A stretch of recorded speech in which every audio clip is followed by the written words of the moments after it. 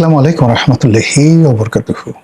সম্মানিত দর্শক, বর্তমান সরকারের ভিতরে এক শ্রেণীর মানুষ আছেন যারা শেখ হাসিনা যে বাংলাদেশে ছিলেন কোনদিন প্রধানমন্ত্রী এই বিষয়টি স্মরণ করতে চান না। বাংলাদেশের রাজনীতিতে আওয়ামী লীগের উপস্থিতি, আওয়ামী লীগের গুরুত্ব কিংবা শেখ হাসিনার গুরুত্ব এটাকে শূন্য মানে ইটস এ ডেড হর্স। আজকে এই ভিডিওটি যে তারিখে করছি এই তারিখে দেখলাম যে আমাদের স্বরাষ্ট্রমন্ত্রী জনাব সালাউদ্দিন সাহেব তিনি যেটি বললেন যে শেখ হাসিনা নয় আওয়ামী লীগের যে দাফন মানে কবর, আমরা বলি দাফন কাফন বা কাফন দাফন, তো সেই যে আওয়ামী লীগের দাফন এটা দিল্লিতে হয়ে গেছে, মানে একটা লোক মরে গেছে, তো মরে যাওয়ার পর তো আসলে সেখান থেকে আসলে নতুন কিছু উদ্ভব হয় না। তো এই যে সালাউদ্দিন সাহেব যে কথাগুলো বললেন এই কথা যদি সত্য হয় তাহলে তো বিএনপির আসলে খুশিতে নাচা উচিত। অন্যদিকে আবার বিএনপির মধ্যে, বিএনপির বাইরে, সরকারের মধ্যে, সরকারের বাইরে, সাধারণ জনগণের মধ্যে আওয়ামী লীগ নিয়ে বিপরীতমুখী একটা মিশ্র প্রতিক্রিয়া রয়েছে। সেই প্রতিক্রিয়া হলো আওয়ামী লীগ আছে, আওয়ামী লীগ থাকবে, আওয়ামী লীগ আসছে কিংবা আওয়ামী লীগ আসবে, শেখ হাসিনা আসবে, শেখ হাসিনা আবার ইত্যাদি ইত্যাদি নানা রকম। এই গেল আওয়ামী লীগ বনাম শেখ হাসিনাকে নিয়ে সরকারের ভিতরে এবং বাইরে বিপরীতমুখী চিন্তা। অন্যদিকে ইউনূস জমানাতে পুরো সময়টিতে এদেশের মানুষ একটা ভারত যাকে বলা হয় বিতৃষ্ণা, এটা ফোবিয়া ছিল না, শেখ হাসিনার জমানাতে একটা ভারত ফোবিয়া ছিল যে ভারত বাংলাদেশের জন্য আসলে একটা হুমকি স্বরূপ। তারা পাখির মতো মানুষ মারে, তারা দাদাগিরি করে, তারা সিকিমের মতো বাংলাদেশ দখল করতে পারে, তারা কাশ্মীরের মতো বাংলাদেশ দখল করতে পারে, ইত্যাদি ইত্যাদি নানা রকম কথাবার্তা। তো এই যে ভয় এবং আতঙ্ক, সেই আতঙ্কের কারণে মানুষের মনে একটা বিতৃষ্ণা তৈরি হয়েছিল ভারতের বিরুদ্ধে, যেটিকে আপনি ভারত ফোবিয়া বলতে পারেন।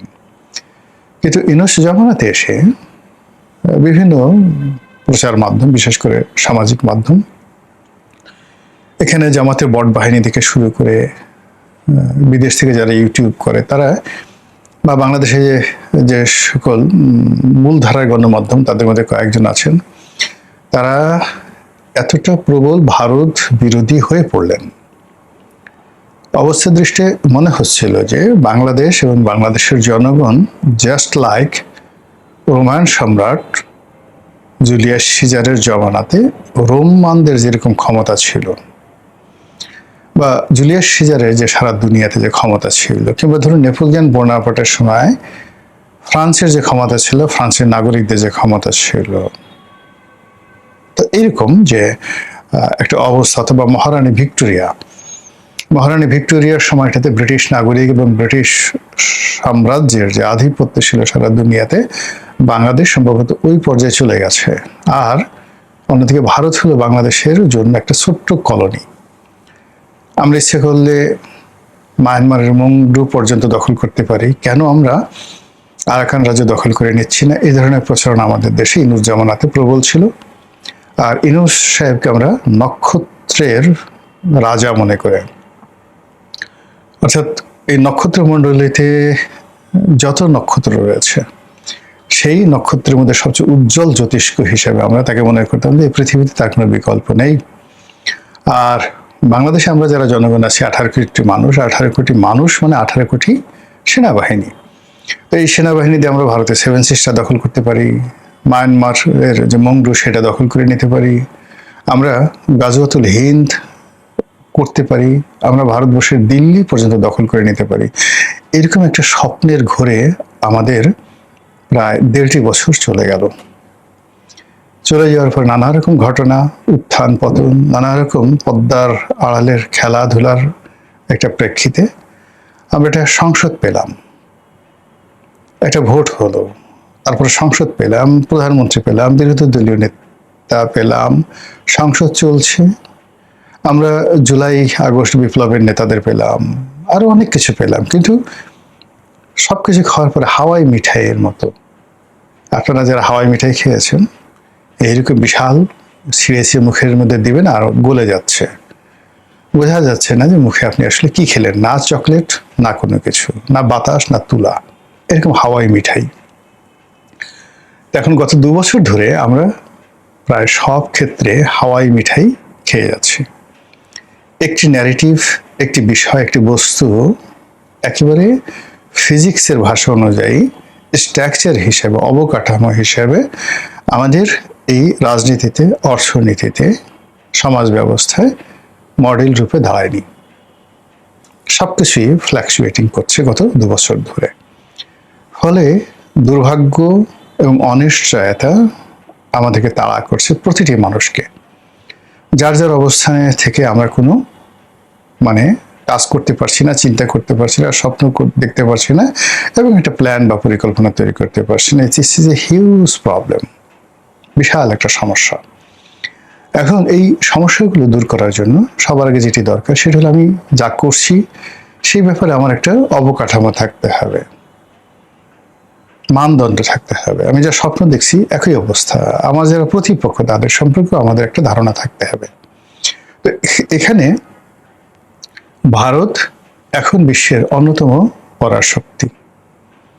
আপনি গিয়ে দেখুন, আমরা যে পরাশক্তিগুলো আগে মনে করতাম বিশ্বের 5টি পরাশক্তি, সেই 5টি পরাশক্তির যে অবস্থা, এর মধ্যে ধরেন ফ্রান্স এবং ইংল্যান্ড, এই দুটো পরাশক্তি এখন আর পরাশক্তি নেই বললেই চলে। আমেরিকা এবং রাশিয়া তারা পরাশক্তি আছে, কিন্তু তাদের অর্থনীতি, তাদের সমাজ ব্যবস্থা, যে কোনো একটা যুদ্ধ চালিয়ে নেওয়ার মতো যে পরিবেশ পরিস্থিতি, সেই সফট পাওয়ার রাশিয়ার শূন্য, আমেরিকার কোনো সফট পাওয়ার এখন আর আগের মতো নেই। ফলে আমেরিকা এবং রাশিয়া এখন বলতে গেলে সামন্তরাল চলে আসছে। নতুন যে বন্দোবস্ত, নতুন যে পৃথিবী, সেই নতুন পৃথিবীতে চীন বলতে গেলে 1 নম্বর পরাশক্তি, তারপরে ভারত। এবং এই যে 1 নম্বর পরাশক্তি চীন এবং ভারত, এটি আগামী 10 বছরের মধ্যে সেটেলড হয়ে যাবে। নো ওয়ান ক্যান অ্যাভয়েড, কেউ করতে পারবে না। এবং 3 নম্বর পরাশক্তি হিসেবে আপনি দেখবেন সেখানে চলে আসছে ইরান। এই হলো বর্তমান রাজনীতির ফিজিক্স। তো সেই ফিজিক্সের ক্ষেত্রে আমরা ভারতকে মনে করছি বগাসবো, কিচ্ছু না, আমাদের জন্য হাওয়াই মিঠাই। আমরা ইচ্ছা করলে দিল্লি দখল করতে পারি, গাজাওতল হিন্দ করতে পারি। আমাদের সেনাবাহিনীর মধ্যে এখন যে নতুন 4টি ইউনিট করা হয়েছে 4 জন খলিফার নামে, এই 4টি কোম্পানি, এক একটা কোম্পানিতে গড়ে ধরেন 100 জন করে সৈনিক থাকে। তো ভারত দখল করার জন্য 4টা কোম্পানি যথেষ্ট, কেননা ওখানে আল্লাহর রাসূলের 4 জন বিখ্যাত সাহাবার নাম সংযোজিত আছে। এই যে বিশ্বাস, এই বিশ্বাসে কাতর অন্তত 6 থেকে 7 কোটি মানুষ আছে, যারা বিশ্বাস করে যে এরকম হযরত আবু বকর সিদ্দিকের নাম নিয়ে আপনি যদি বঙ্গোপসাগরে ঝাঁপ দেন, সাগর আপনাকে ভাসিয়ে রাখবে। এই হলো অবস্থা। যাই হোক, এটি নিয়ে আলাপ আলোচনা করলাম না। অন্যদিকে যেটা সালাউদ্দিন সাহেব বলেছেন যে আওয়ামী লীগ এবং শেখ হাসিনা তো প্রশ্নই আসে না, সেটা চলে গেছে। আওয়ামী লীগেরই তো কবর রচনা হয়ে গেছে দিল্লিতে, বাংলাদেশে। There is no Awami League, আর কোনোদিন ফিরে আসবে না, আপা আর কোনোদিন ফিরে আসবে না। এরই প্রেক্ষাপটে আমি মনে করি যে এখানে আমাদের সবারই একটা ফিজিক্স দাঁড় করানো উচিত। ভারতকে নিয়ে আমাদের আসলে ফিজিক্স দাঁড় করাতেই হবে, আমাদেরকে স্বীকার করতে হবে হু ইজ ভারত। আজ ভেনেজুয়েলা আপনি গিয়ে দেখেন, আমাদের মতো রাষ্ট্রের চাইতে ক্ষমতা, বিত্ত, বৈভবে ভেনেজুয়েলা এখন কোন পর্যায়ে আছে। আপনি গিয়ে দেখেন মেক্সিকো, সেই মেক্সিকোর আকার, আয়তন এবং আমাদের চাইতে তাদের অবস্থান কোন পর্যায়ে আছে। এরপরে জানেন ব্রাজিলে, মেক্সিকো, ব্রাজিল, চিলি ধরেন ছোট দেশ, ইভেন আর্জেন্টিনা। এই যে ল্যাটিন আমেরিকার দেশের বাইরে আবার তাদের প্রতিবেশী কানাডা, এই রাষ্ট্রগুলোর সঙ্গে প্রতিবেশী রূপে আমেরিকা আসলে কি আচরণ করছে, সেই তুলনায় ভারত আমাদের সঙ্গে কি আচরণ করছে। এই রাষ্ট্রগুলো, অর্থাৎ ল্যাটিন আমেরিকার যে রাষ্ট্রগুলো, যেগুলো আমেরিকার চারিদিকে আছে, ইভেন এখন ইউরোপের বন্ধুদেরকে টিটকারি করে যে ধরনের কথাবার্তা ডোনাল্ড ট্রাম্প বলছেন। ইতালি, যারা একসময় সারা পৃথিবী শাসন করতেন, রোমান সাম্রাজ্য, holy Roman empire, more than 1000 years ruled around the world, সারা পৃথিবী শাসন করেছে। এবং দ্বিতীয় বিশ্বযুদ্ধের সময় তারা অক্ষ শক্তির দ্বিতীয় অংশ, জাপান তৃতীয়, হিটলারের পরে যেটার নামটা আসে সেটা হল মুসোলিনি। সেই মুসোলিনির যে ফ্যাসিজম, সেই ফ্যাসিজমের ভিত্তি করে এখন বর্তমান যিনি ইটালির প্রেসিডেন্ট রয়েছেন, মানে ইটালির যিনি এখন প্রেসিডেন্ট, তো প্রেসিডেন্ট না প্রধানমন্ত্রী আমার ঠিক এই মুহূর্তে মনে আসছে, যে ভদ্রমহিলা, সেই তাকে নিয়ে বলা হয় ইউরোপের সবচেয়ে এই মুহূর্তে পাওয়ারফুল যে কজন লোক আছেন, তার মধ্যে জার্মানির যিনি চ্যান্সেলর রয়েছেন তিনি, এবং এখন ইটালির এই যে ভদ্রমহিলা যিনি আছেন মেলোনি। তো এই যে মেলোনি, ট্রাম্প বলছেন যে মেলোনি আমার সাথে ছবি তোলার জন্য পাগল হয়ে গেছে, অনেক হাতে পায়ে ধরেছে, তারপর আমি ছবি তুলেছি। তো বুঝেন যে ঠাট্টা কাকে বলে। তো সেই তুলনায় নরেন্দ্র মোদী আমাদেরকে নিয়ে কি বাজে কথা বলেছেন, কি করেছেন বলেন। ডোনাল্ড ট্রাম্প যে কাজগুলো করেছেন তার কি করেছে, অথবা পুতিন তার আশেপাশে যারা প্রতিবেশী রয়েছে, একমাত্র চীন ছাড়া তার আশেপাশের অন্য সব প্রতিবেশীর সঙ্গে চীন এবং রাশিয়া, চীন এবং ইরান ছাড়া তাদের সাথে পুতিন কি আচরণ করছেন, তার 1000 ভাগের 1 ভাগ আচরণ তো মোদী করেননি আমাদের সঙ্গে। আবার ওই সমস্ত রাষ্ট্র যে শক্তিমত্তা দেখিয়েছে, যেটা ধরেন চেচেনিয়াতে সে দেখিয়েছে পুতিন, যেটি এখন ইউক্রেনে দেখাচ্ছে, তারপর ট্রাম্প যে শক্তিমত্তা দেখিয়েছে ভেনেজুয়েলাতে, তো সেই রকম যদি ঘটনা নরেন্দ্র মোদী বাংলাদেশের সঙ্গে দেখাতে চায়, কয়জন যোদ্ধাকে আপনি পাবেন? আপনি বাংলাদেশের কোনো গর্ত খুঁজে পাবেন না, সব গর্তের মধ্যে দেখবেন যে প্রাণী ঢুকে গেছে। এরকম আছে, সবাই আমাদের দেশে বড় বড় কথাবার্তা বলে। আমাদের দেশে তো যুদ্ধ একা হয়নি, 1000 বছর বাংলাদেশের ইতিহাসে বহুবার আমাদের দেশে যুদ্ধ হয়েছে সরাসরি, এবং সবসময় বিদেশিরা আক্রমণ করেছে, এবং এই বাংলাদেশে আক্রমণ করে বিদেশিরা ব্যর্থ হয়ে ফিরে গেছে, এবং সিঙ্গেল নজির আপনি দেখাতে পারবেন না। যারাই আসছে সবাই বিজয়ী হয়েছে।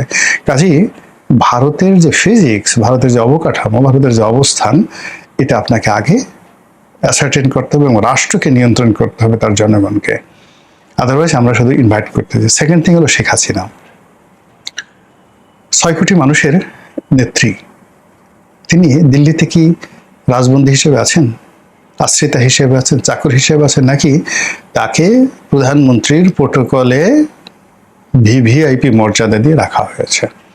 এটা একটু খোঁজ নেওয়া দরকার।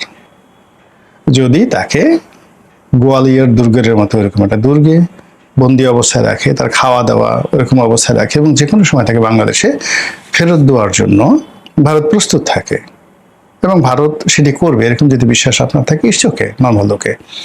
কিন্তু যদি তাকে দালাই লামার মতো সম্মান দেওয়া হয়, বা তার চেয়ে বেশি দেওয়া হয়, যদি তাকে সোনিয়া গান্ধীর মতো বা অমিত শাহের চেয়ে বেশি প্রোটোকল দেওয়া হয়, তাহলে শেখ হাসিনার দাফন হয়নি, আওয়ামী লীগের কাফন হয়নি।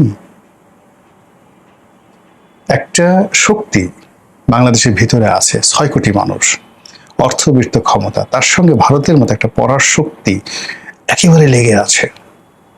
আপনি চিন্তা করেন যে যে হিট আমেরিকা করেছে ইরানের উপরে, যদি রেজা শাহ পাহলভীর একটা সংগঠন থাকতো, রাজনৈতিক দল থাকতো আওয়ামী লীগের মতো, আপনি কি পরিস্থিতি তৈরি হতে বলেন তো? ভারত যদি আমেরিকা যে কাজগুলো ইরানের সাথে করেছে, তার 100 ভাগের 1 ভাগ বাংলাদেশের সাথে খালি যা শুরু করে, আপনি আওয়ামী লীগের যে সমস্ত লোক গর্তে বসে আছে, তারা কি বসে থাকবে? তারা কাকে কাকে চুমা দেবে? একটু বোঝার চেষ্টা করুন। এই বিষয়গুলো অনুধাবন করে যদি সময় থাকতে সাধন করা হয়, সেটা ভারতের সাথে হোক, আওয়ামী লীগের সঙ্গে হোক, নিজের জনগণের সঙ্গে হোক, নিজের দলের কর্মী এবং সমর্থকদের মধ্যে হোক, হোয়াটএভার মেবি, আপনি আপনার মতো প্রস্তুতি নেবেন, কথা বলবেন, কিন্তু তার আগে রাজনীতির কেমিস্ট্রি, ফিজিক্স, জিও পলিটিক্সের কেমিস্ট্রি এবং ফিজিক্স, এটা বুঝতে হবে। আর এটা যদি না বুঝেন, তাহলে আপনারা সবাই বিপদে পড়বেন, আমরাও বিপদে পড়বো, দেশ বিপদে পড়বে, এবং মহান আল্লাহ আমাদের সবাইকে সেই বিপদ থেকে যেন রক্ষা করেন এবং আপনাদেরকে হেদায়েত দেন, এই প্রার্থনা করছি। আসসালামু আলাইকুম ওয়া রাহমাতুল্লাহি ওয়া বারাকাতুহু।